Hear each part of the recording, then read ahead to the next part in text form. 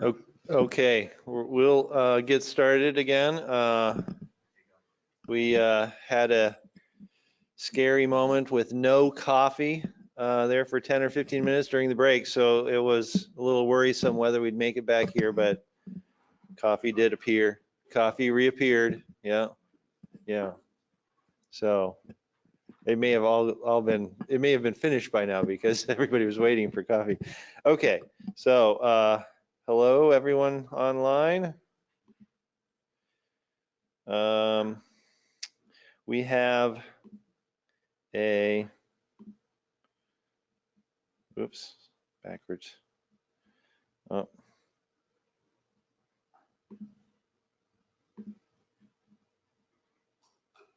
Can't tell which sessions these are. Okay. Recent and current. So this session, we're going to talk about recent and current proposals. Oh, there we go. Please.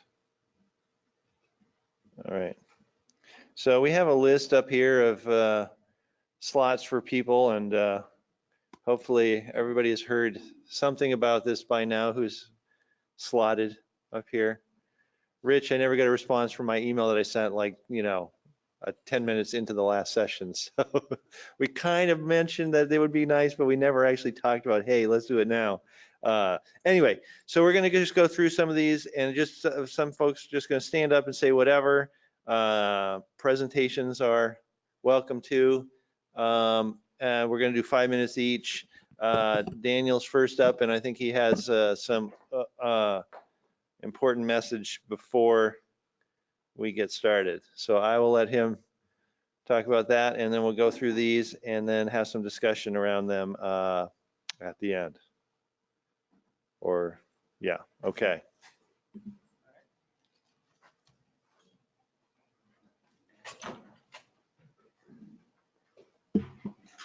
Okay, thanks.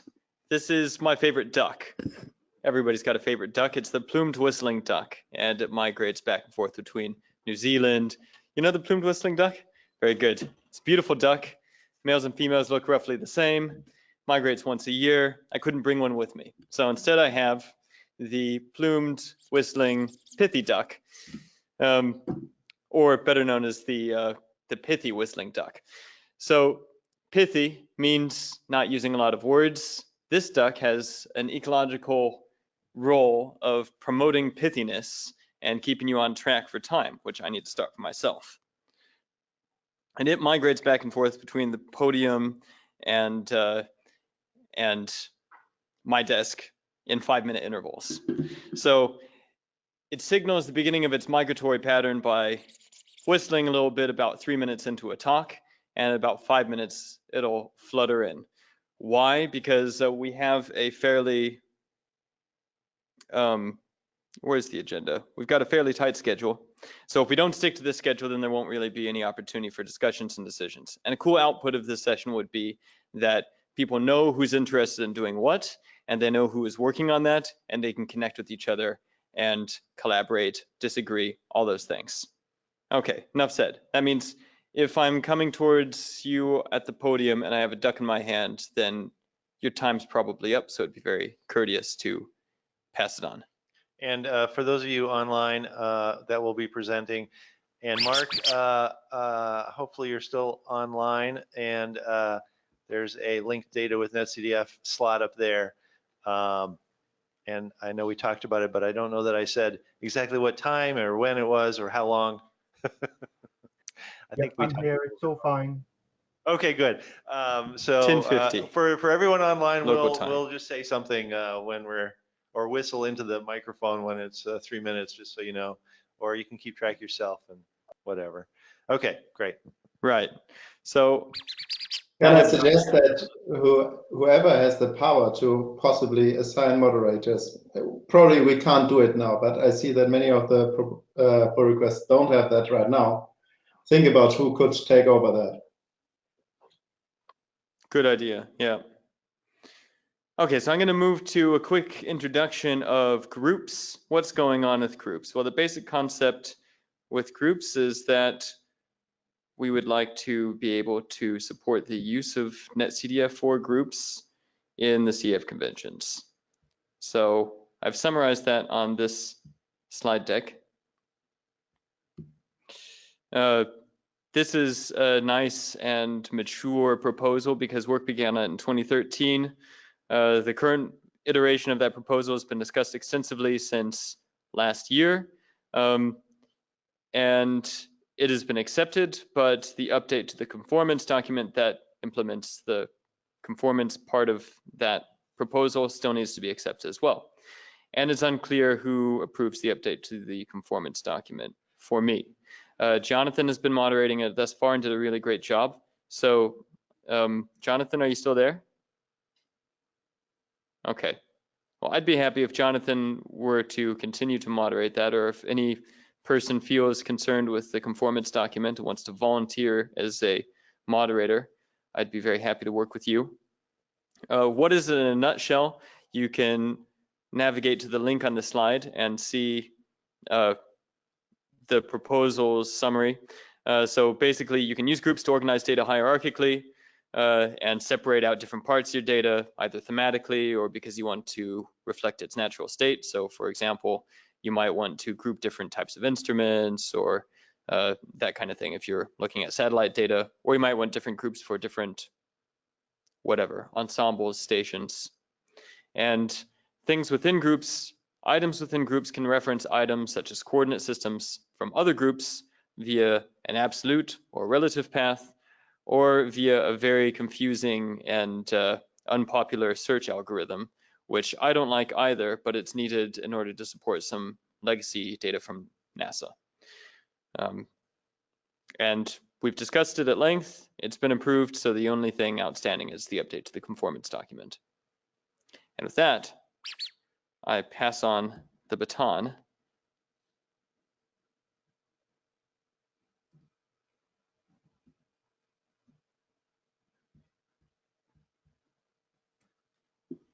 UGrid.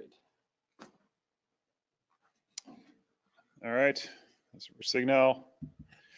The UGrid, I met with Jonathan Gregory, met him for the first time in person at the AGU back in January and or in December, and we sat down and decided what to do about whether UGrid should be part of CF or sort of off on the side or something, and so we came up with a little proposal here that basically says, you can read here at the bottom, we recommend that CF files that follow UGrid conventions would have this convention that says string value of CF 1.8 also implies UGrid 1.0.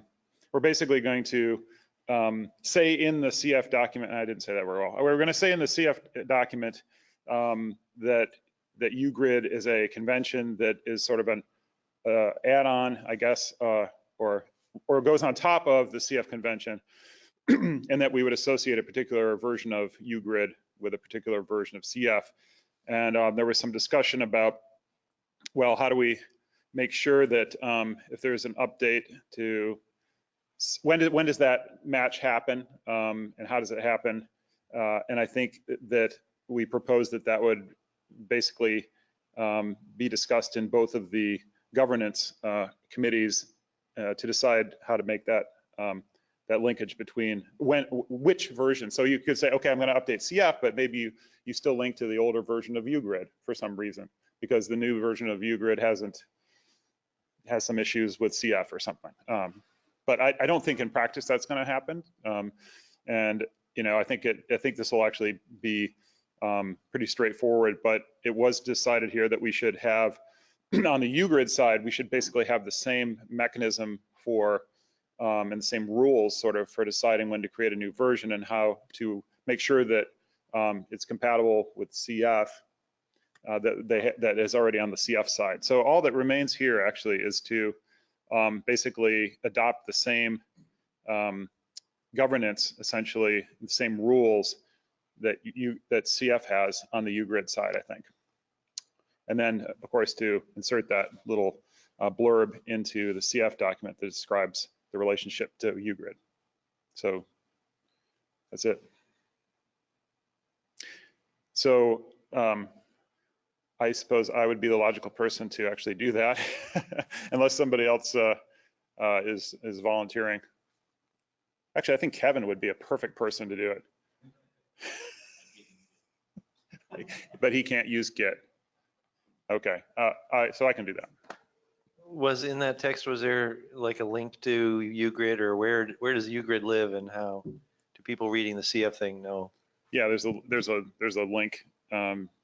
There's a link, yeah. Yep, good. Any other questions about that?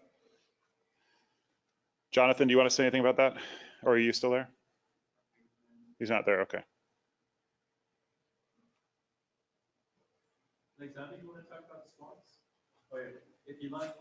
No, we can, I can bring the, that will take you away your hands from the, I can send it. Okay, yeah. There's I have one slide in the presentation. So Okay, is it okay to close this one? You just not have to have too many. Where's the, there you go. So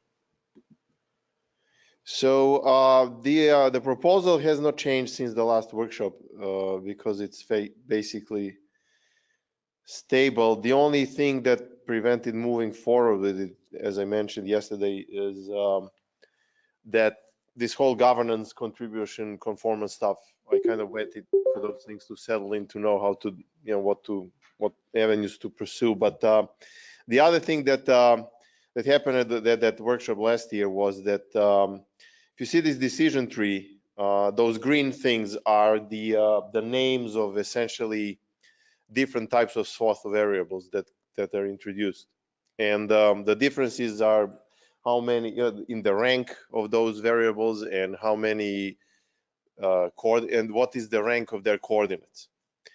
And so following my presentation last year, there was a suggestion that this may be sort of a good help to all the software accessing this data to use the feature type attribute and sort of give a value that as a hint to the type of the swath variable. So in a way, that proposal would open up avenues that every other variable in the netCDF dataset actually has a sort of a class type description in this attribute. And again, if that is not something important or something that doesn't have to be resolved now, the swath proposal could be turned into another appendix to the CF convention, like the discrete sampling geometries, example things, and that kind of stuff, and sort of produce another appendix to move it into the convention. It's not dependent on groups. I mean, there are swath data a lot with groups, but it's kind of agnostic. I think the group proposal does not change anything that's been done here.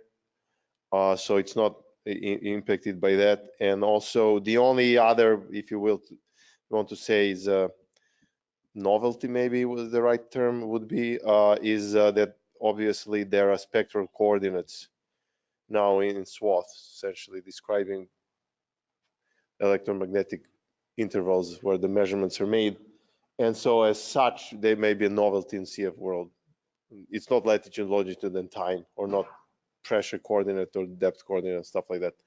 But other than that, and I don't think this really changes much, but other than that, this proposal is, I tried to contact many groups that I know from my satellite remote sensing work. They all looked at it. They said it's fine. NASA dataset interoperability working group approved it. There are some issues with coordinates that Daniel will talk about, but again, I don't think this is the part of the SWOT proposal as such. So Daniel, if you want to dig up those slides you have, or yeah, actually, okay.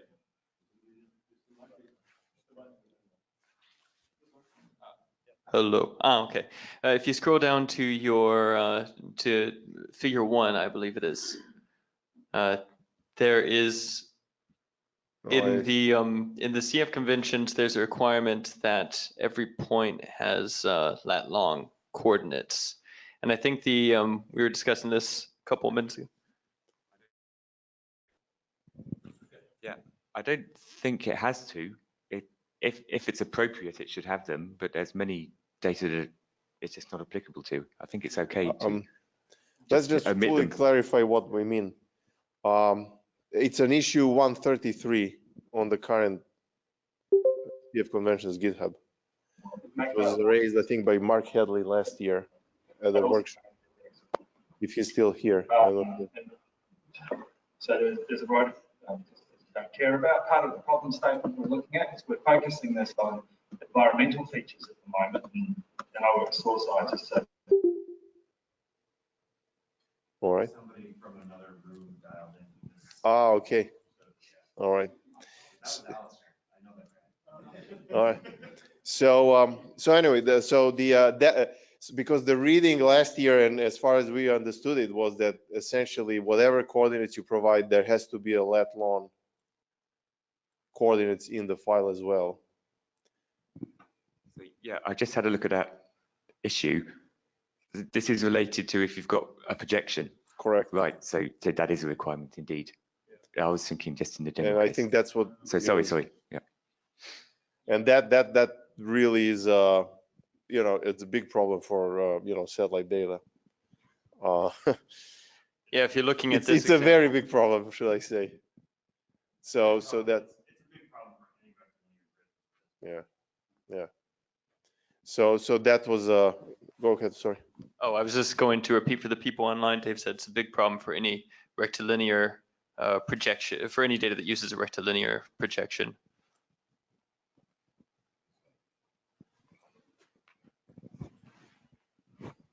While we're on the point of geolocation, I guess there's a session on Friday to talk about the external geolocation,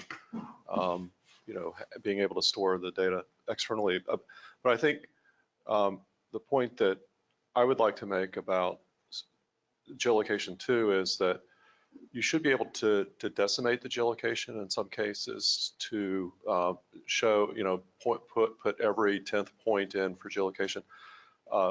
And I don't think there's a really good convention within the CF format to allow you to relate that to that decimated geolocation to the actual geolocation of swath data. So I think that would be something to maybe include in your proposal. Maybe you've already thought about that. How that would work. So there are two issues, right? So the one issue is that we just mentioned, it's on top of all other projected coordinates, you have to have a lat/lon. This is another issue that essentially, even when you give your geospatial coordinates, you may not have to give for every observation, every element of your CF field. Am I right? Using the right terms? So that would be another issue, in other words, because there are also satellite data that used to say every third pixel in a scan line and every fifth scan line, and those kind of things are actually provided with geolocation. Everything in between is sort of open to interpolation of some sorts. So those are two issues. Now, this proposal has not addressed that one, because I think it goes above just swath data. It again comes into how coordinates are generally done in the CF convention. We only use this case of satellite swath data to raise the issue of lat/lons on top of projected coordinates and this issue as well. And so those would be changes to the convention before they could become also available for swath data. I think that would be the move to happen. So anyway, that's the report. As I said, right now, if the feature type is not really something that should delay this going forward, I think this proposal could become an appendix, and then we could address issues of the lat/lon on top of projected coordinates, and then the issue of the providing only a subset of coordinate locations as a separate issue, separate change. All right, the next topic. Oh, yes. She wants, sorry. Yeah, as a software company, we are always facing, dealing with various type of netCDF or HDF in type of data. So a lot of cases that the projection and user ask us what projection. I mean, because I think user who write the netCDF, they have to create the projection object, not object, a variable and things like that. Sometimes it's not that easy to make it right. So they ask us to, they will actually request for us to support EPSG code. So have you thought about, because EPSG code is well adopted in the geospatial field. So have you thought about using EPSG code as a way to describe the projection in the proposal or whatever?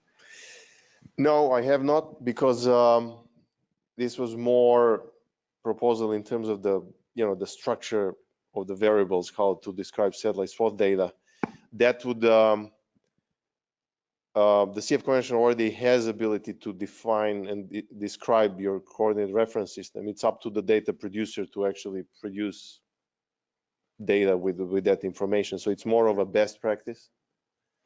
As far as the NASA dataset interpretability working group goes, we did produce a recommendation that was published a couple of months ago that actually explains how to do that for the CF convention.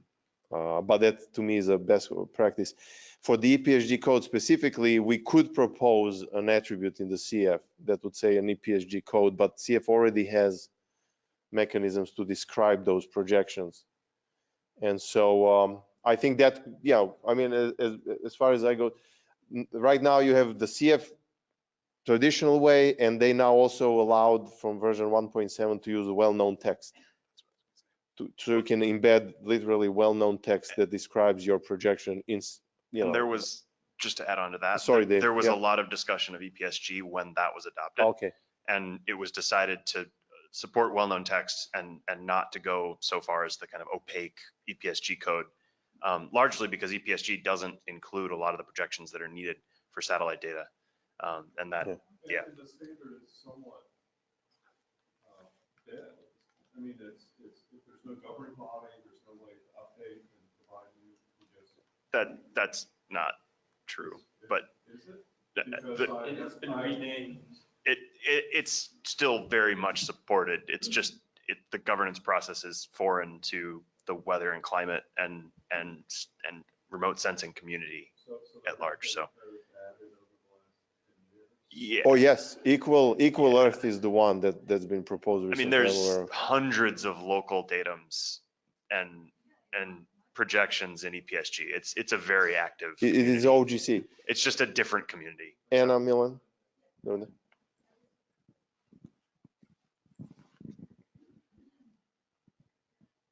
Thank you for pointing out the EPSG. I'm a huge fan of using them in metadata records for ISO whenever possible. And I've worked with them recently, maybe the last couple years, on getting them to add generic water level datum projections, and they were very responsive. And so I have a good experience working with them and having them evolve to meet a community's need. And who are them before?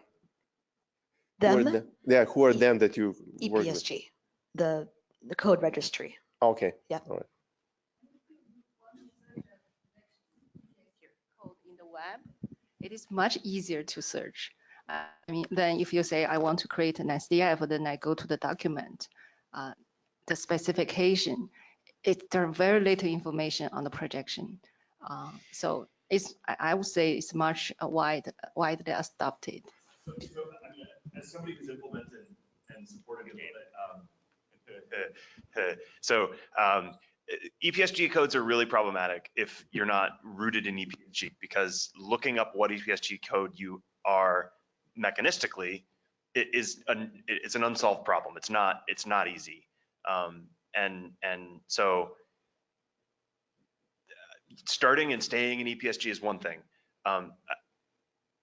So netCDF Java figured it out. That's one library that can do it, but it's still not a solved problem. Anyways, you're not going to convince the CF committee. Yes, please. You're not I'm going to using my convince the CF duck committee to go that direction. because I think we're veering off the Yeah. discussion. I also think this is orthogonal to this discussion. a little bit. Orthogonal So to this let's, discussion. yeah, let's continue on so that, Mark, are you online right now? Hello. Okay, yeah, Mark, you're up next with linked data, and then let's save this discussion for the discussion part afterwards. I think that it might be useful to continue discussing. But So G, if I just okay. walk away from here, my question is, should I Good. shoot an issue for the future type, attribute to become variable attribute, not only global, and sort of start that discussion, because that would, or I just, yes? Is anyone objecting to this idea, or anyone recommending this idea? To go to a CF convention, raise an issue for the feature type to become a variable attribute, and therefore open up this avenue for, because that would directly impact the, Do we, do we want to have this discussion right now? We can save it for after. All right, then, okay, then. Let's let's save do it for after. Okay, so Mark, I think you're up. Does somebody with technology have the ability to give me the presenter right so I can share my screen, please? Yep. We'll see if we can figure that out. Okay.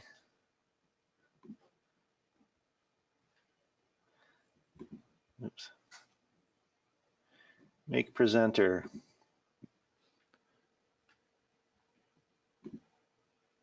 Okay. You should be able to take presenter or share your screen. You should be able to share your screen now. Does that seem to be working? I tried to make you presenter. Yeah, we seem to be working. Let's go here. Okay, there we go. So this is a slightly different topic, only in that this isn't a proposal for a change to CF. This is something that's working alongside CF. So there is a package of work taking place that's being sponsored by the Open Geospatial Consortium. And we are looking at a methodology to interpret linked data graphs out of netCDF metadata. So we're trying to work alongside CF, and one of the branch activities from this will be to provide some supporting information on the use of CF attributes. But one of the key pieces that we're trying to be able to deliver, and I will just find my example, is we want to be able to encode URIs inside a netCDF file. We want to be able to use a reasonably compact notation to do it, but critically, we want to be able to encode attribute names as URIs as well as attribute values. So I've got a little example here of some CDL which is explicitly making use of some attribute names which are not available in netCDF, but sorry, not available in CF or in the netCDF user guide, but are defined by a third party. And this Mark, is really could you increase the font size or something a little bit there? yes, of course. Perfect, thank you. Better? Okay. Yes, much. So what we're trying to do is we're trying to provide a mechanism which allows people to use CF and the netCDF user guide to create their files, but then where appropriate to add extra explicit metadata that may be from a third-party domain, include that in their files in a clear fashion and ensure that there are not clashes between domain-specific vocabularies and the vocabularies inside CF. So really the point of presenting this here is to raise awareness and to look for people who are interested, who are looking for the ability to extend CF without necessarily having to contribute entire vocabularies to CF to be able to do that. And we've got a number of scenarios in domain-specific areas and in organization-specific areas to be able to want to do this. We're working within the OGC at the moment. We're looking at getting a proposal up into the OGC so that they can help us codify the rules around how this works. The interest point for me here is that we've just had a discussion about netCDF groups, and it sounds like the netCDF groups proposal has now been accepted and will be appearing in CF 1.8. So one of the decisions that was made when we started off this work was we wanted to make sure we were consistent with CF. So at the moment, the way that this work is presented is that it is only available for use within netCDF classic files, and the critical factor is not allowing the use of groups because CF doesn't allow the use of groups. And I think that if we can have a strong statement from this workshop and from the CF community that groups have now been adopted and that future versions of CF will support them, then we can take this design decision back to the OGC netCDF group and ask for their permission or sponsorship to alter the scope of this and explicitly include the groups inside so that we can support variable to variable referencing which spans across groups rather than just lives within the root group. So that's my pitch. I'm very interested in anyone who wants to contact me about interest in this work or maybe particular applications that you'd like to do. But if I can get some feedback on my perception of the maturity of the group's activity and whether we could really take this as CF have agreed, therefore we can follow the path, that would be very useful. Thank you.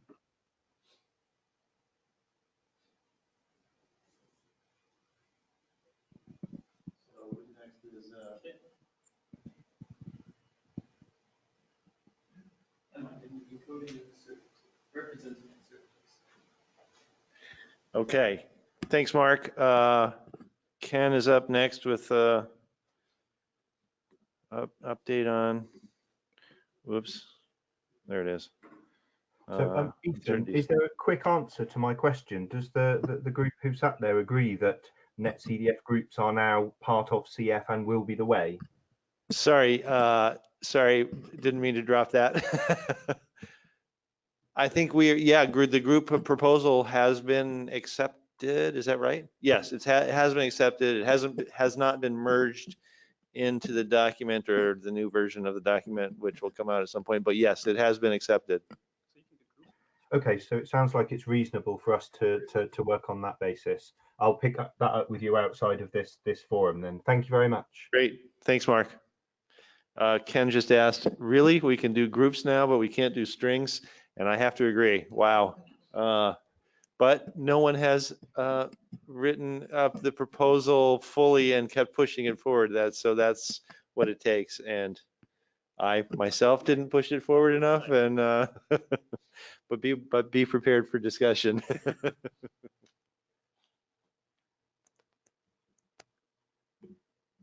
Okay, so I proposed this 2 years ago, I believe. It's in the emails. I don't think it's actually in the GitHub because it's older. Trying to make it big so you can see it. Hold on a second.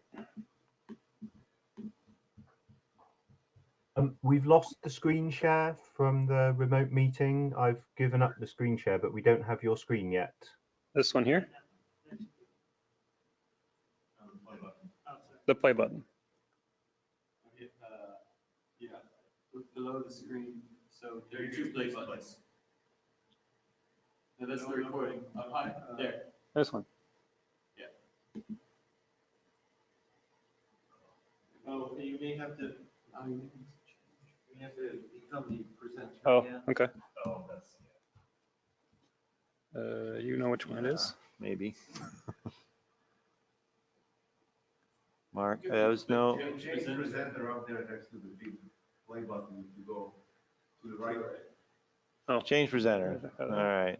And who are we? I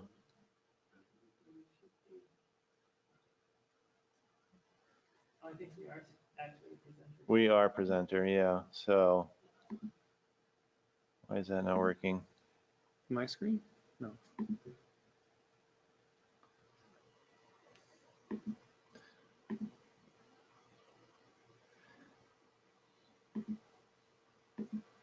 What about that button? It's in group form organized. Maybe that's cool. Yeah, it's saying that we are presenter. We are presenter. Share mine, no. Okay. What about that pull down for those? My screen, main screen. What the heck? I did push this button. Was that bad? Oh, That button on the side. don't know what that one does. Seems like that's the screen. No, we Right tried that above, too. that's the This one. camera. Tried that one already.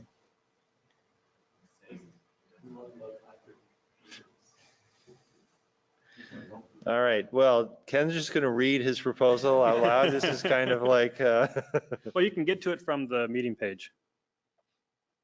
we're just looking at, so if you're on the agenda page, we're looking at the uncertainties document, and we will try to figure this out as we go forward. So if you want to follow along, just click on that, and I'm gonna let Ken just start talking, and I'm going to see if I can. Okay, so presented this a couple years ago. We had discussions, good discussions. I made a bunch of changes, presented the update at the last meeting.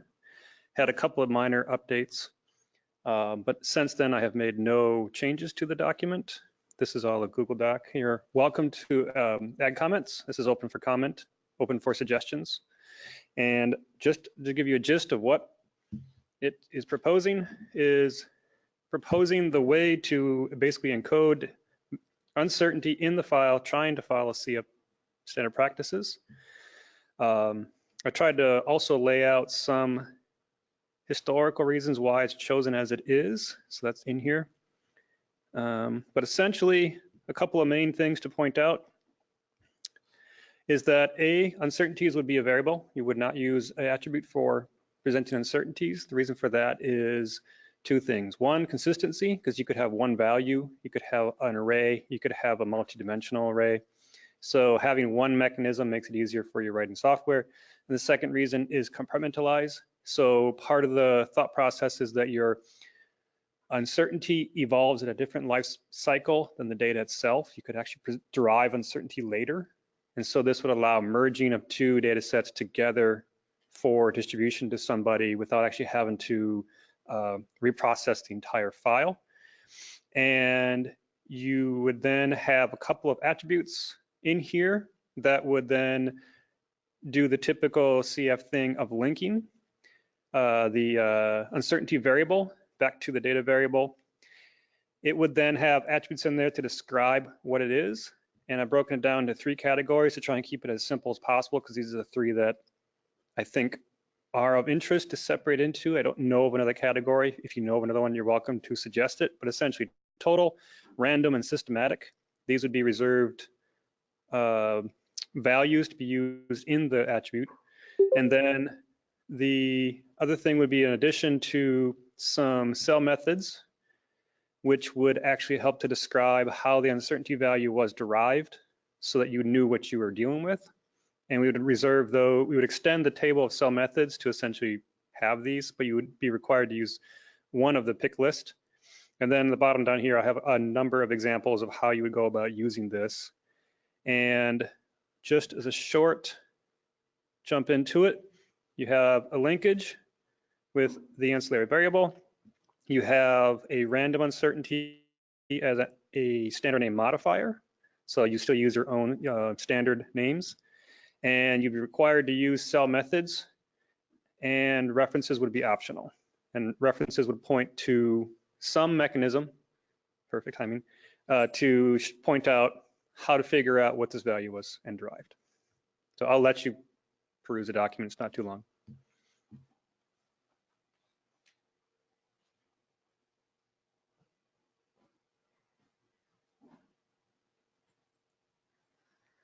Any questions for Ken or comments?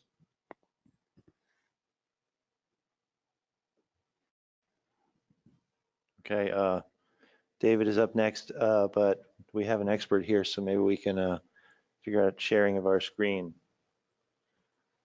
Nobody's been able to share. No, we were sharing earlier. We just switched to somebody online and they presented, and then they let go of the as presenter or however, and now I can't, clicking on the play button doesn't, it just like. So you want to share this screen right here? Yes, right.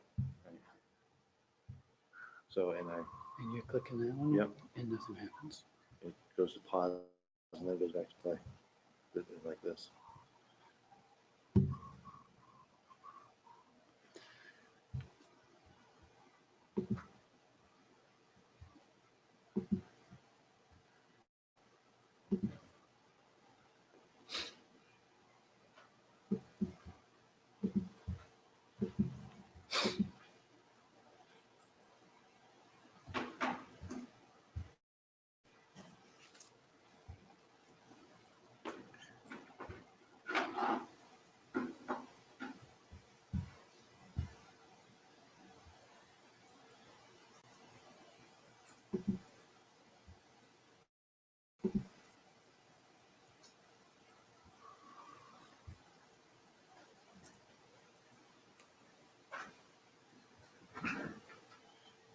We broke.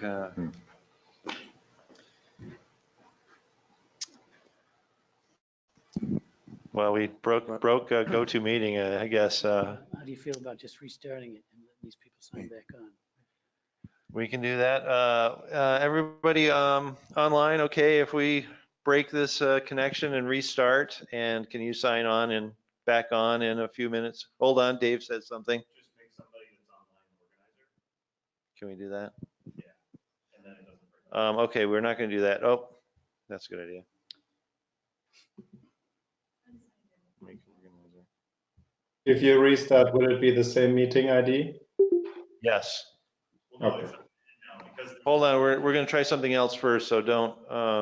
this computer can leave the meeting and come back because Dan is not. Right.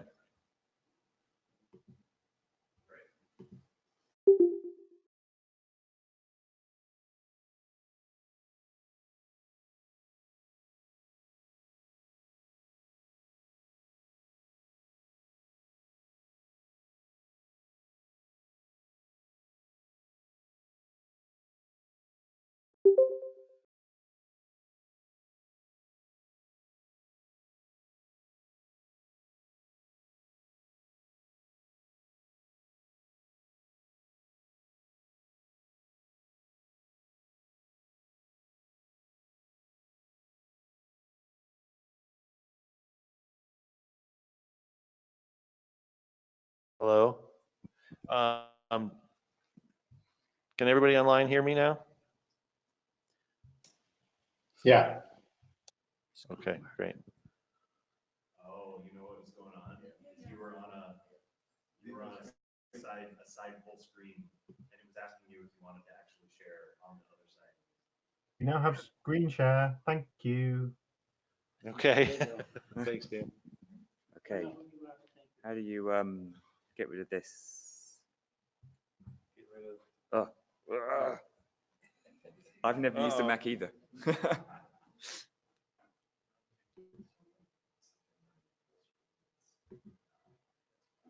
I just closed, I didn't close the browser, did I? Maybe.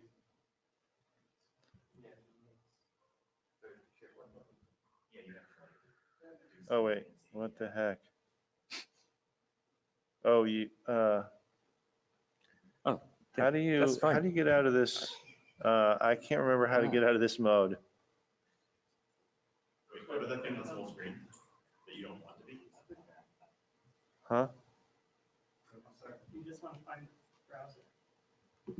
Well, here's the browser, but it's Go to in. the top of the, just slide all the way to the top. No, Just one finger, one finger. Got it. And now hit the green circle. Here? Yep. Okay. Okay. So And if we got a. And never hit the green circle again. Hey. All right. Okay. Is that my 5 minutes up now then? Can we go?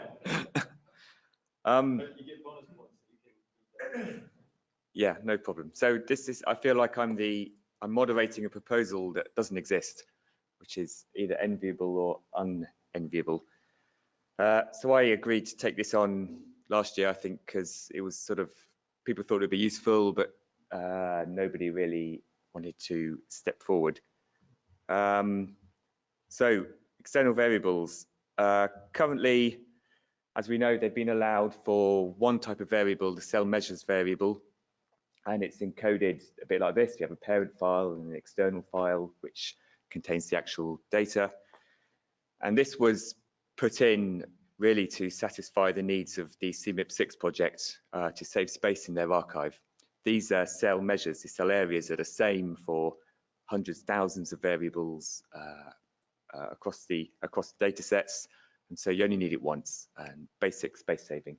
And there was much discussion about whether this should be allowed for other variables at the time. And people were scared about, there were some concerns, I should say, about putting other geolocating variables, allowing them to be external, because we're breaking the sort of atomic nature of a data set and it being self-describing and so forth. So last year, it was, at least in the room at the meeting last year, verbally agreed that we should extend this for all what I call geolocating variables. That's those listed here. So we've got the different types of coordinates, the cell measures we already have. But this also goes for the grid mapping and formula terms variables, which help describe the coordinate systems. And there are use cases for this, such as if you're streaming data services, they stream essentially the domain first, followed by all the data and so forth. And currently there's no possible way of linking those two files that are streamed essentially. And of course that would include geometry variables when 1.8's out. So everyone thought this was fine, we can do this. And I also suggested, I can't remember if people thought this bit was fine, that we recommend that these should be used with care, not just for anyone to use all the time and start scattering their data sets across many files, but if you're part of a managed service, this can be a very useful thing. So that's where we are. It just needs, I think, somebody to, with a vested interest, to say, I want to properly propose this and describe it, and you've already got a moderator in place. It's just custom built for that process. And there's also, which hasn't been mentioned here, this wasn't really discussed much last year, was as Ken just said, there is a possibility of using this mechanism for the uncertainty, for example, which isn't geolocating, it's a different type of information, which I think needs a separate discussion to see if there are any further concerns, possibly not. That's it. So volunteer who really wants to make the issue on this would be, and we can move this forward, I think. So I'm not really volunteering, but I really support this this effort. I think starting, I mean, one of the issues is that the HDF, or I mean the netCDF construct does support external variables, you know, as it currently exists, but there's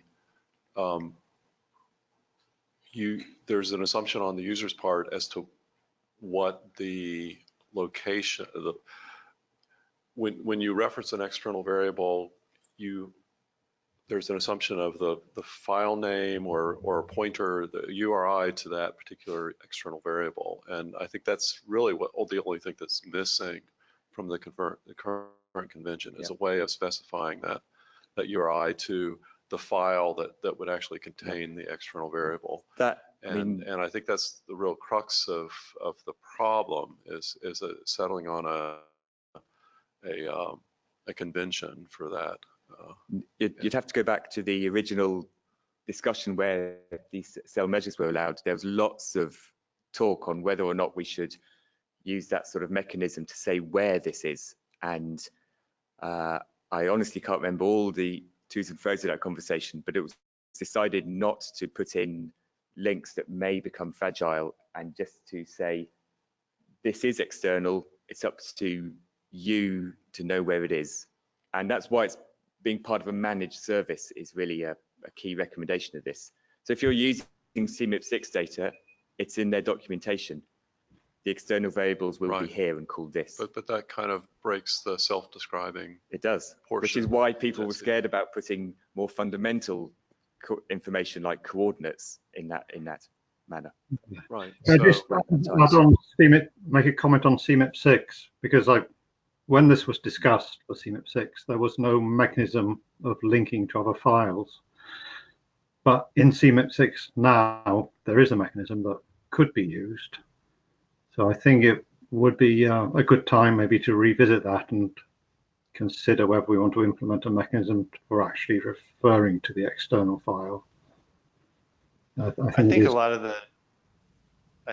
the discussion in when this was added had to do with the different groups are going to have different ways of organizing their files and indicating where they are. So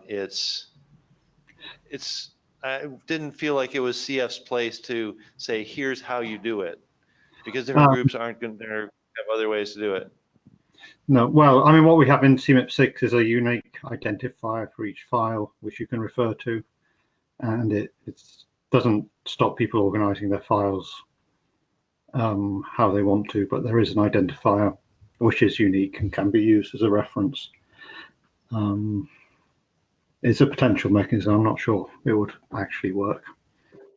Right. I think we would have to review the discussion to see.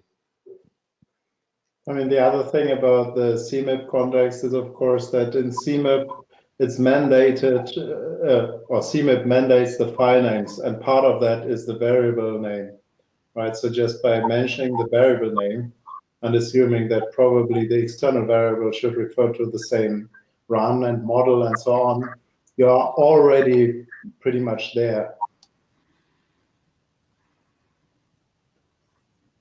So in here, you don't have to list the name of the file to read, just the variable?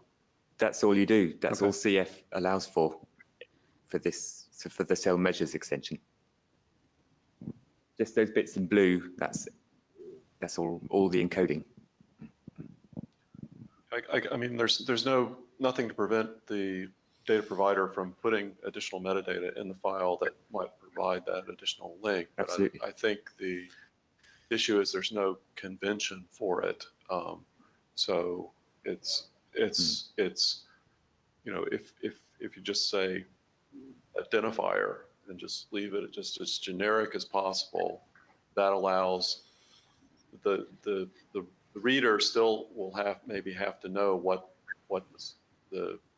that identifier means, but at least it gives them some clue as to that this is particular location for this particular, and it breaks the assumption that you have to make about file naming conventions and so on that might be rather fragile.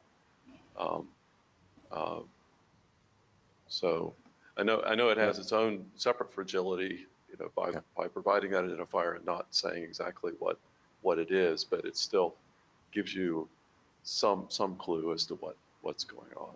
Yeah, I think, I can't remember, we were talking about this yesterday rather than this morning. I think we shouldn't be, community shouldn't be scared of adding their own bits on to CF rather than trying to incorporate stuff. Sounds like what you're suggesting. All right.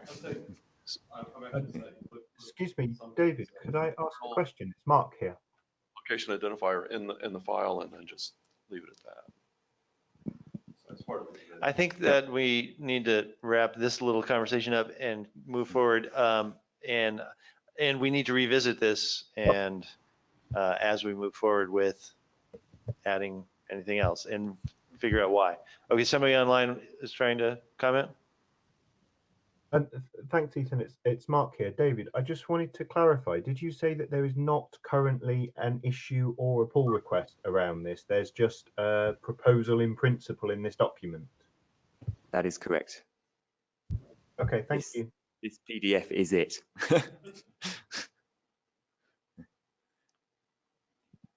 Okay. All right. Tim is up next with his lightning fast geometries.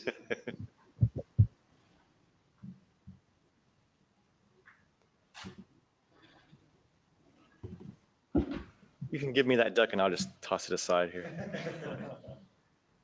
I will not present this whole presentation. I'll just give you an update on where we are with geometries in netCDF, and I'll skip some slides here. So the motivation is a situation like this where you have 14,000 individual river segments, and for each segment, you're modeling a time series of streamflow data. So a perfect example of a multidimensional array. You might want to be able to capture all this information into a single netCDF file, including the river geometries, which are represented as lines in this case. So what we need is a mechanism for representing lines or polygons in netCDF.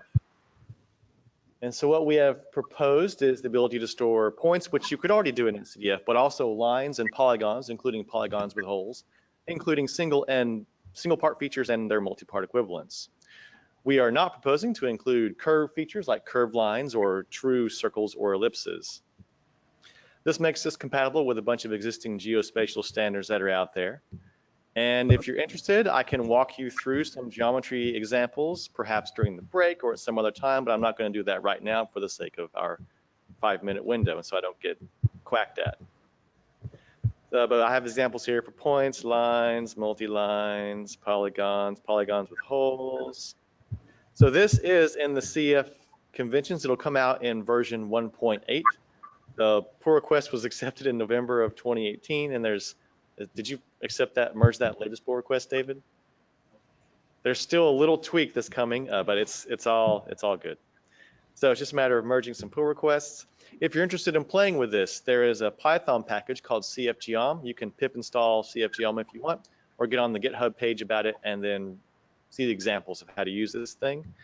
There's also an R implementation. Both people who implemented these are in the room right now. Dave Blotch there, and I'm Tim Whitaker for CFGeom. So play around with your language of choice. A lot of people went into this, so thank you. And Also an OGR implementation now. is that done? Is that done? Excellent. So there's now, for those of you online, there's now an OGR implementation that's been merged into GDAL. Great.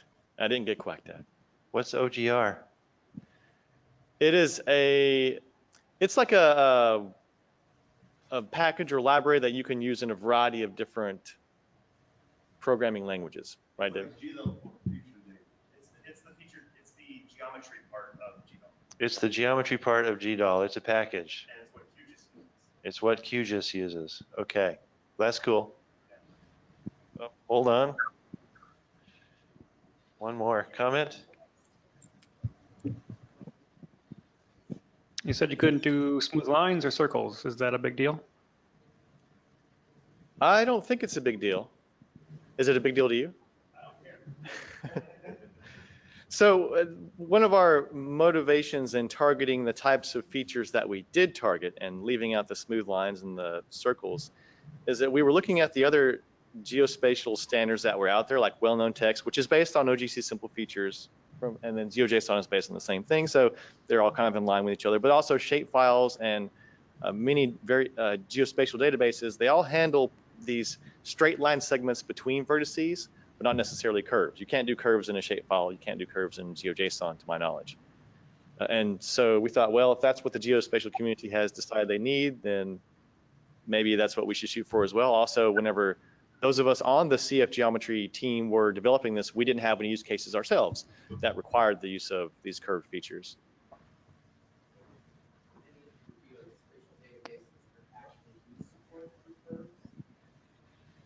Or the geospatial databases that do support true curves, when they pull the data out to analyze it, they make it discrete anyway. It's back to vertices. So it's not a big deal, in my opinion. All right. Well, we're supposed to be done with all the presentations now, so I think we've gone over. We have a few more. We keep hearing a beeping in this room. I don't know if somebody online is not muted or something. It's kind of a feedbacky thing. Who's next? Guy, I think you're next up.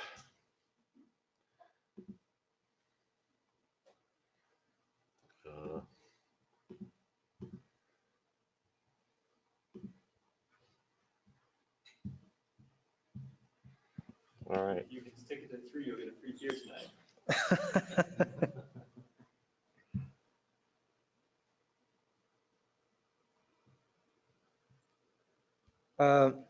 So what I initially proposed was to an optional global attribute to assign a DOI. And the example will be something just like this. Once you start the discussion, you realize that, well, there are other ways to refer. Sorry, before that, the motivation, the idea of this is anybody that produces data, manipulates data, and apply proposals for that, then you need to justify where's your data going for. And you need some resource like this. And there is no way now, as far as I know, to automatically track where's your data going on, what is the impact of your data, and do something equivalent that we do for articles. So the idea is just a global attribute that could be added for this. The discussion developed, there are other ways to do that. So it should be generalized, and that changed for the concept of the citation ID. Some background about the discussion who didn't follow that. At certain point, I realized that there is a misconception between persistent identifier and citation identifier. For a persistent identifier would be something that would identify specifically the file. So for the case of the external information, or the case that they mentioned about the CMIP6, you're talking about one file. How do you tell which file is that? So it would be this ID of the file. As Jim raised it a lot, this point is ACDD has the attribute ID that could be used, and which would not resolve the problem of the citation. And one of the examples is CMIP 6, 7, I think NASA is the same thing, and for us underwater gliders, is that you have several files comprehending the same data set, and you want the citation for the same. So it's the same big project and several deployments of the gliders, or a CMIP simulation that you have several files, and who do you cite? Since netCDF-CF should be a self-contained, it should have this information inside there. Then comes a point that Jim raised a lot, is this the place, is the CF the place for that? My opinion is tricky because I'm biased. I think if you're talking about the funding of and the effort to create that data, yes, that's a big argument, but that's just my opinion. For the user perspective, as David asked several times, is you're obliged now to, several journals oblige you to refer the data that you're using. So the data should have this way to cite which data I'm using. Of course, you could add that as a text, but that's not automated. So if you want to track back and which data sets are related, which products was built with which raw data, you could not, one step back, you could write a really long regular expression and search for that. But that's the same reason why you use standard names and so many other standards, just to do not need to search in open text. What was that? 3 minutes? I just lost my beer. I'm fine with the beer. Yeah, that's okay. That's okay. So back to the point. The biggest discussion here is CF the place for that? My argument for this is once you create products, this is not only in the final user, this is not just about the landing page, but if you're creating a product and you have a bunch of raw files, supposedly you'd create a new reference for that could be a DOI, and this needs to refer the original ones. So I'm not even making the data public. So whoever's aggregating data or operational side, you need to know what's the reference of that and how to cite this. For instance, one example is talking with Tim Boyer from World Ocean Database. They would like to have their DOI to refer the DOIs that was provided to create the data set. So he's not even make public. We transmit the data, receive the data. He supposedly have our DOI, and once he construct his DOI, he would link to us and finally go public. So my point here is, one second, I'll go back to your question. So my point here is not clear for me. For me, this will be the place and is extremely important. Talking with Jim is clear for me that we do not have a consensus that this will be the place. Not question, this is important, this is relevant, but the question here is CF the place? And if is there no support for the CF group, I will stop to waste my time and Jim's time to keep discussing about if this is the place or not, and move on. But if is there interest in the community, please go on this issue, say something and say, yeah, let's keep talking about that. Otherwise, let's save time on this. One phrase summary is the goal here is how could the problem that I'm trying to achieve is how can we provide the resource to automate traceability on the data with the objective of citation. I think that's a very, very good goal. Thank And you. I applaud that. I want to point out that in the attribute conventions for data discovery, there is a field called ID. And when we put this in or discussed it last, one of the things that we put in there could be a DOI. Yeah. So that's at the collection level. Yes. I discussed and is this different than that? Yes, I mentioned about this. Oh, come on, that's not fair. So many people pass so much time here, but that's okay. That's okay. I'm hiding here. I'll just answer this question. I'll be very interested if you want to talk more on this. But for the ID, I mentioned on the proposal and the description of the ID on ACDD 1.3 is that it should be unique as the data reference. I forgot the term that they used. So this is a different problem because I want the citation. So as I mean, on the case of CMIP 6 is a classic user. I think they use exactly that. They use one identifier for the file, but once you're going to cite that, oh, this is the chunk of this 10 years of temperature.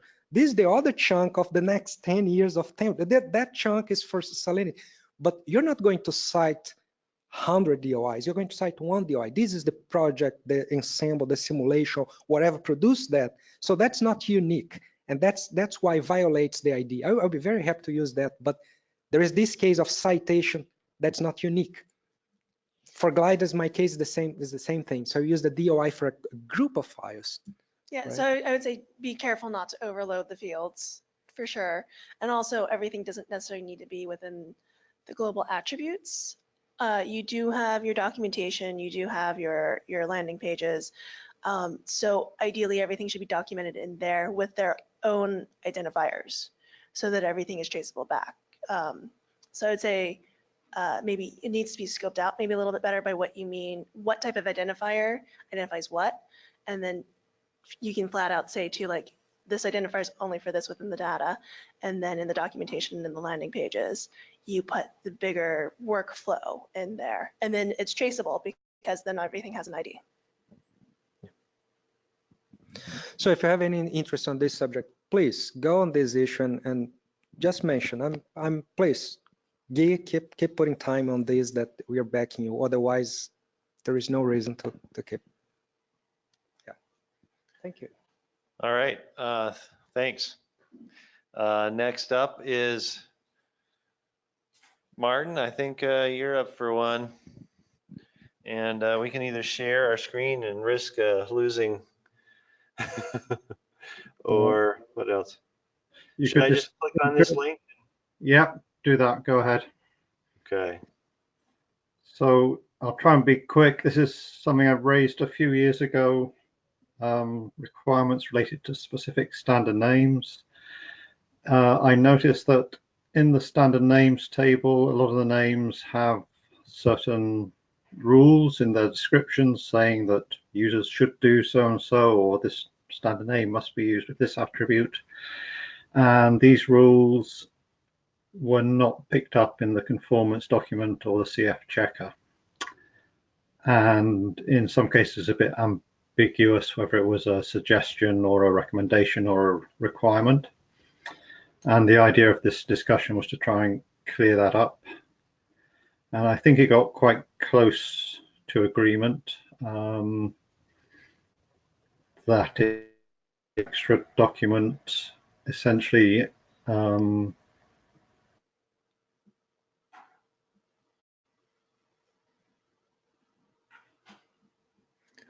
Is it to the point where it just needs a pull request on the actual document? And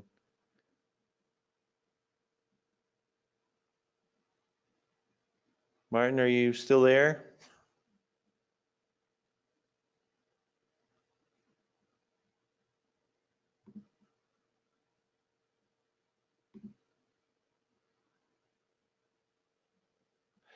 Oh, it looks like you went offline.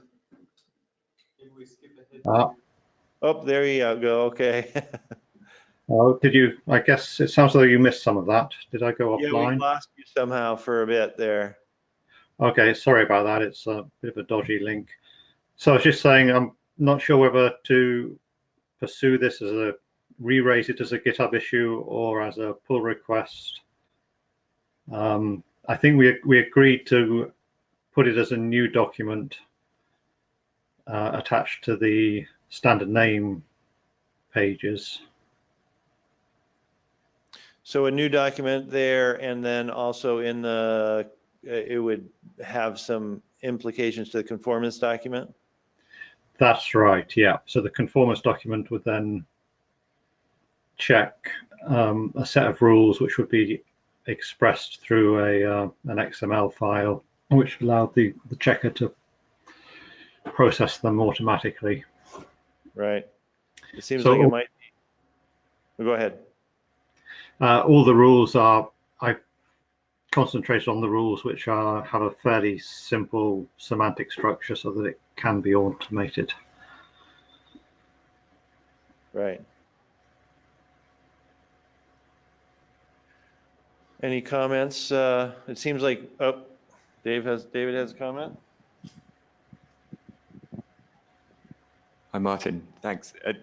I think your comments about raising this as a GitHub issue, I think that's the way forward. So rather than continuing it on track, re-raise it with the current sort of state of play on GitHub. Or, I mean, it could be a pull request, except it sounds like it affects several repos. Or whatever pull request issue.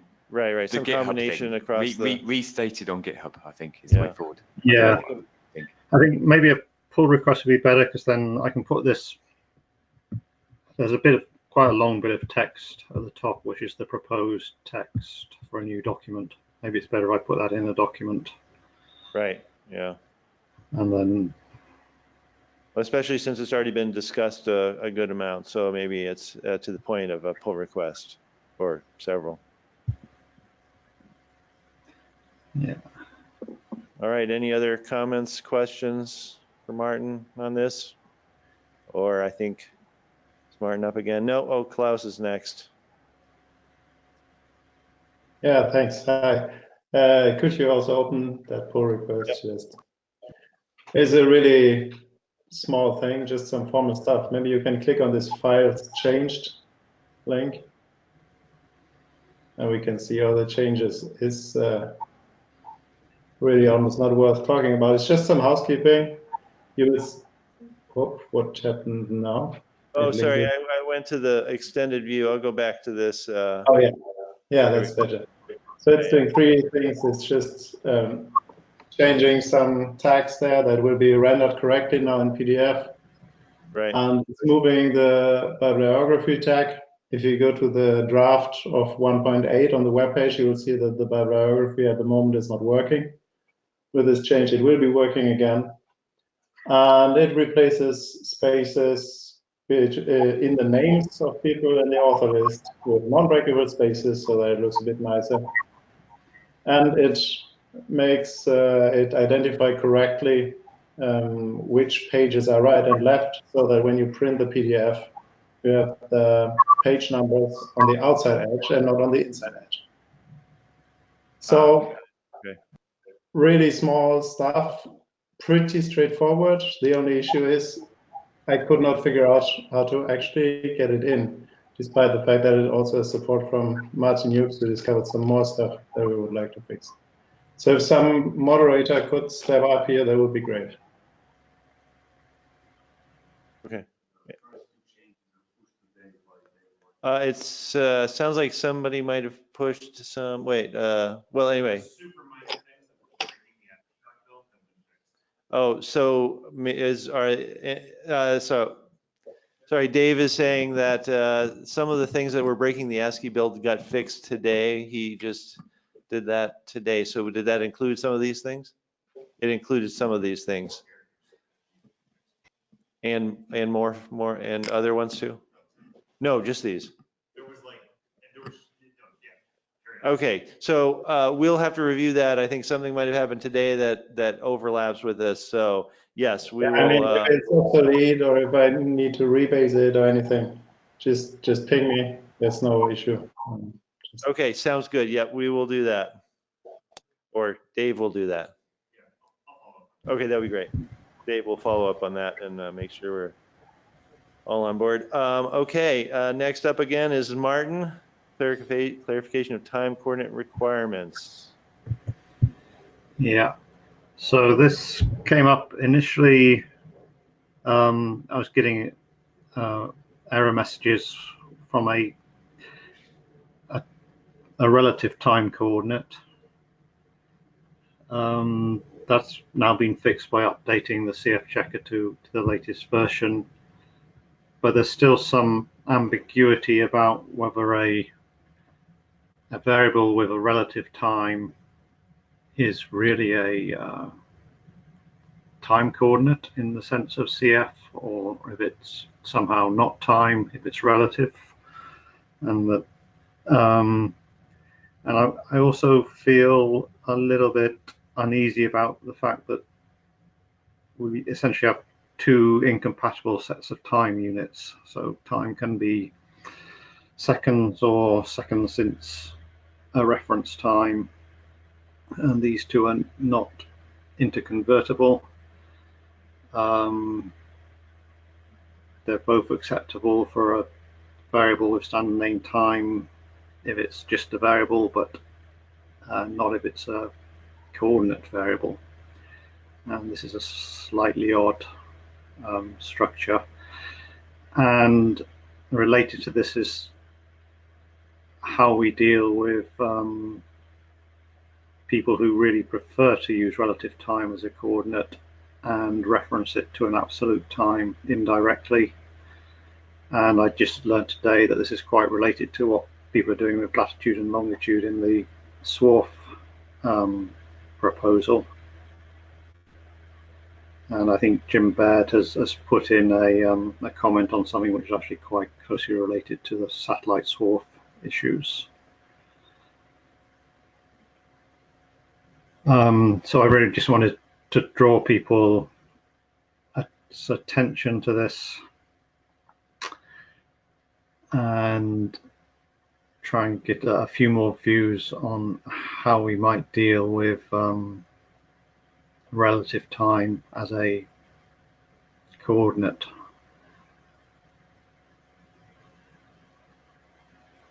All right.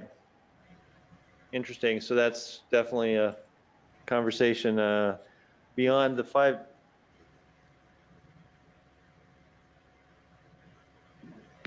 beyond our 5 minutes here, but any comments on that?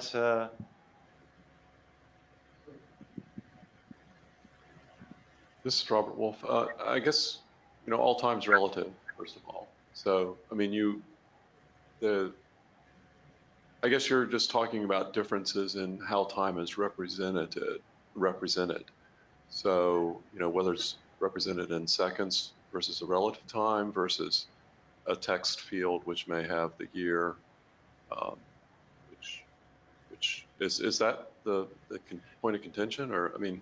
No, so in CF, time variable can either have units of seconds, days, minutes, hours, or it could be seconds since 1st of January 1980. Okay, so right. So seconds since 1st of January 1980 is a absolute time. That's what I'm thinking of as an absolute time, and just seconds on its own is a relative time or elapsed time. Sorry, elapsed time might have been better. So it's just a matter of what the reference is. If I mean, there's an assumed reference or implied reference in the one case, and then there's an explicit reference date in the other case. There might not be an assumed reference. It might be an elapsed time. It might be, that's what they want to talk about. So the elapsed time has no reference date given. So it's just, there's some other assumption about what the reference date is.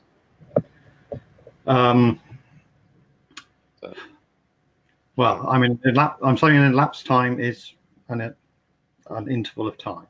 Okay, yeah, I mean, there are options how we might want to deal with it in the convention. At the moment, Is this now I'm familiar with some cases where you have the like the runtime of a model, and then you have reference time from there. Is it just that you? Yeah, okay, so if you're doing a model forecast, then yeah, that's one case where they would give a reference time in another variable.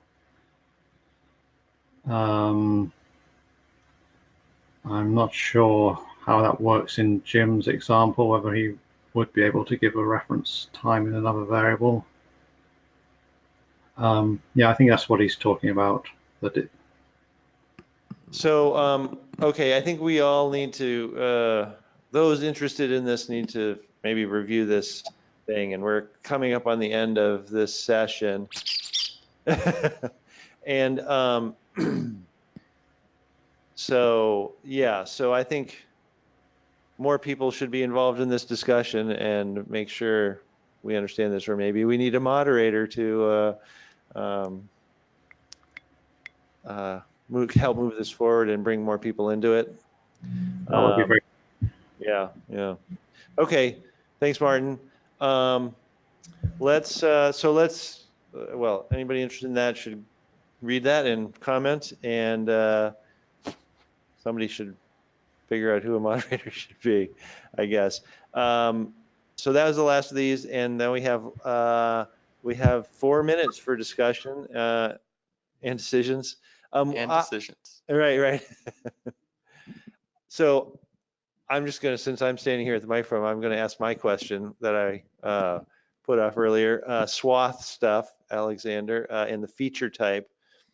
So DSG, the current feature type, is global. Is there a reason that it was global and not a variable? Yeah, the reason is, as I understand, that the only software that could read them, produce them at the time, was John Caron's, and that's what he wanted, and so it went through.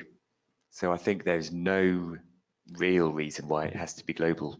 Right, and so right now it's limited, very limited to what you can only have one, and so. And there are other softwares that deal with DSGs, and right. I know for a fact that at least one of them doesn't care if it's global or data variable based. Okay, so that was my only question about, and your question earlier was, should you go ahead and make a proposal to make feature types global attributes instead of variable attributes? Oh, well, both global or variable, I guess, extended so it can be a variable attribute.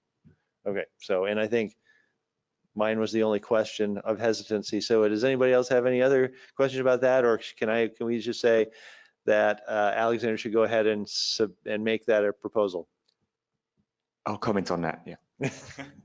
Comment on the proposal when he submits it. Okay, great. Yeah. Yep. Okay, did anybody else have other discussion about any of the topics we've covered in this session? I would like to. Hold on, we have one question coming up.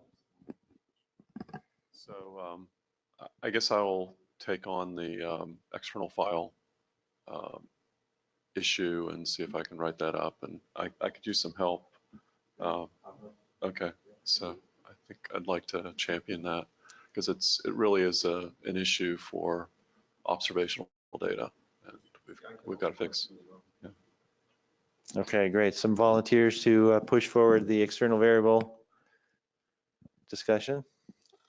Since there's 3 of you working on it, I'm not going to jump in. My only request would be that you'd have some mechanism optional to point to the file name if I wanted to do that.